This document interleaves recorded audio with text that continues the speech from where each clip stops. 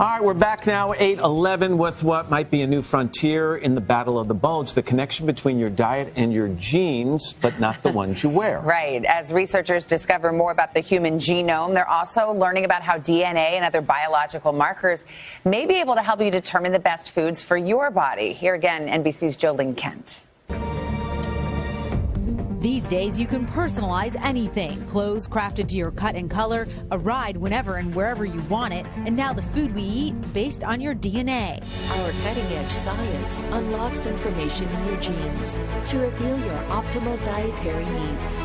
Companies like Canadian biotech startup Nutrigenomics offer DNA kits to test how your body responds to different foods and nutrients. The science is also called Nutrigenomics, and it's part of a market that's expected to generate $600 billion globally by 2020. Consumers are shelling out for cheek swabs and saliva tests, hoping to unlock the secrets of their genetic code. Here with more on this, NBC News medical contributor, Dr. Natalie Azar. Natalie, good to see you.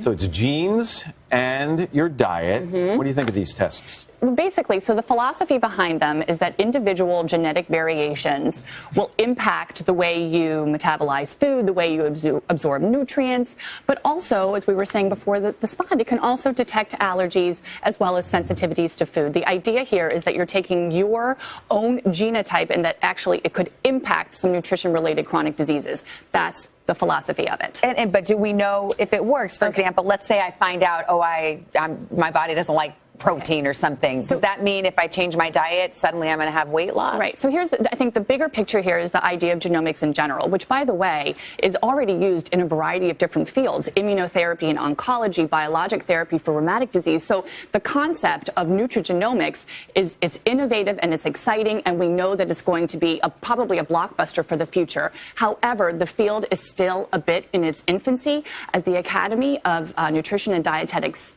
claimed, more study is needed before we can specifically say that this absolutely works. As that study continues and they continue to look into this, who might be a good candidate for something like this? Well, interestingly enough, I think most of us watching this piece would say, well, I would like to know, am I genetically predisposed to require more omega-3 or less B12? I mean, that's basically, or how I respond to caffeine, for example. That's what this battery of tests can actually give you. So in a sense, if we know that you need omega-3s to prevent heart disease, and this study and this test tells you that you need to take more, that's sort of the practical application of it.